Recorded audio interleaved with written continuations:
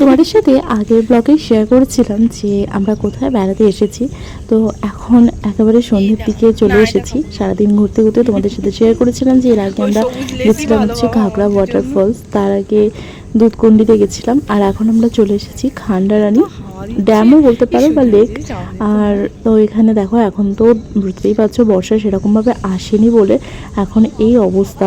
আমরা প্রায় মাঝখানটা পর্যন্ত চলে গেছিলাম, যেটুকু সরু দূর থেকে দেখা যাচ্ছে এরকম। আমরা 4 জন নেমেছিলাম, বাকিরা ওপরেই ছিল, কারণ সবাই বিশাল টায়ার্ড। সেভাবে আমাদের দুপুরে খাওয়া দাওয়া হয়নি, আমরা শুধু ঘুরেই যাচ্ছি।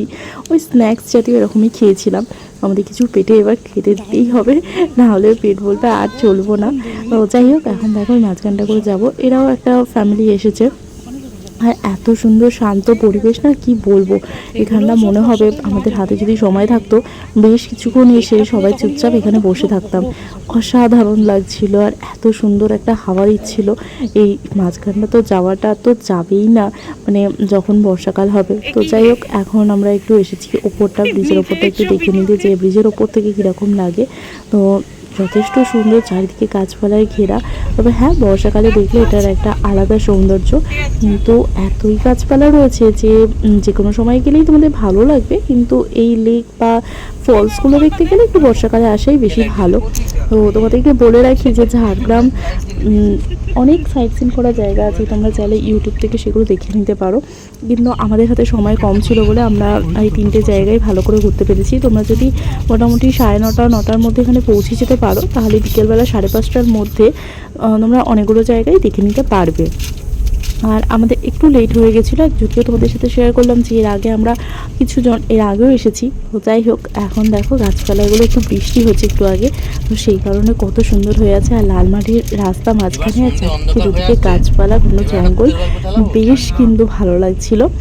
তোমরা এখানে অনেকে এসে থাকতেও পারো। কাকড়াঝোড় এখানে থাকার জায়গা রয়েছে, আমলাশোল রয়েছে, এছাড়া অনেক হোমস্টে রয়েছে, যারা চাইলে থাকতে পারো। দিনের বেলাটা যেমন ছিল, রাত্রিবেলাটা ঘটনা তোমাদের সাথে একটু শেয়ার করি। খুব একটা ভালো বোঝা যাচ্ছে না, কিন্তু তাও চেষ্টা করলাম। রাত্রিবেলা এখানে একটু ভয় তো লাগবেই, কারণ সেভাবে সন্ধে হয়ে গেলে আর বেরোনোটা যাবে না। তবে হ্যাঁ, অনেক বন্ধুরা মিলে আসলে সেখানে তোমরা যদি কোনো একটা কোথাও স্টে করো, তাহলে সেখানে কিন্তু যথেষ্ট মজাই হবে, বন্ধুরা বলো বা ফ্যামিলি, যাই হোক। এখানে দেখো চারিদিকে তো গাছপালা ছিল, সেই রাস্তা দিয়ে আবার ব্যাক করতে করতে চলে এলাম একটা হোটেলে। তো এটা হোটেল, এমন একটা হোটেল ওরা চুজ করেছিল, বেশ সুন্দর। দেখো এখানে একটা গাছপালা, খুব জঙ্গল জঙ্গল একটা ফিলিং হচ্ছে, এরকম ছোটো ছোটো করে এরকম ঘর মতন করে দেওয়া আছে, এবং সেই রকমই একটা ঘরের মধ্যে আমাদের 10 জনের ওরা অ্যারেঞ্জমেন্ট করে দিয়েছিল। আমরা ফার্স্টে ভেবেছিলাম হয়তো আমাদেরকে এরকম ভেতরেই খেতে হবে, কিন্তু তারপর দেখলাম যে না, ওনারা এখানে বেশ একটা 10 জনের খুব সুন্দর সিটিং অ্যারেঞ্জ করে দিয়েছে। আর আমরা এখানে যেয়ে যেরকম মোটামুটি খিদে পেয়েছিল, আপাতত খেয়ে নিয়েছে।